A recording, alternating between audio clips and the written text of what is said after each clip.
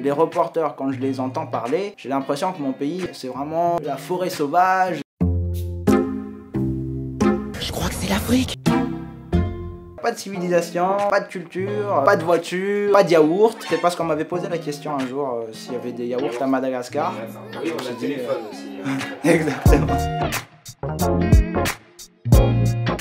Bonjour, c'est Michael Andrea Nirina pour Vrai. Et aujourd'hui, on va parler de la vie d'expatrié en France.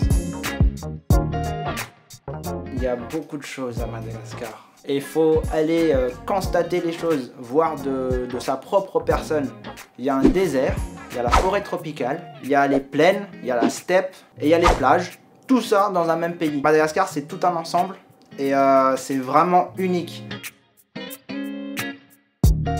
C'est la cuisine malgache, les plats que ma grand-mère me préparait, à la campagne en plus. La base de la nourriture malgache, c'est le riz. Il n'y a que les mets qui diffèrent finalement. Ma grand-mère, elle me faisait du feuille de manioc pillé avec un peu de viande dedans. Et c'est un régal. Le paysage malgache me manque. C'est une région volcanique quoi, voilà. Il y a plein de montagnes partout, plein de reliefs. Quelque part, je me sens très familier avec l'Auvergne parce que je retrouve cet environnement, ce paysage montagneux. Et le paysage là-bas qui le plus marquant, c'est les rizières. Parce qu'il y en a plein partout. Quand le riz pousse, il y a quasiment des nuances de jaune très vert, il y a du vert fluo. C'est quelque chose qui me manque. C'est la beauté de la région. Tout ce qui est médiéval, ça aussi ça m'a beaucoup marqué. C'est l'architecture, ouais. Alors pour être franc, pendant 3 mois, j'ai cru être dans un rêve. Pour moi, c'est vraiment de la fantaisie. Les reliefs qu'il y a, les forêts, les champs à perte de vue, ça il n'y a pas à Madagascar. Partout où on va, il y a toujours soit un château, soit une église.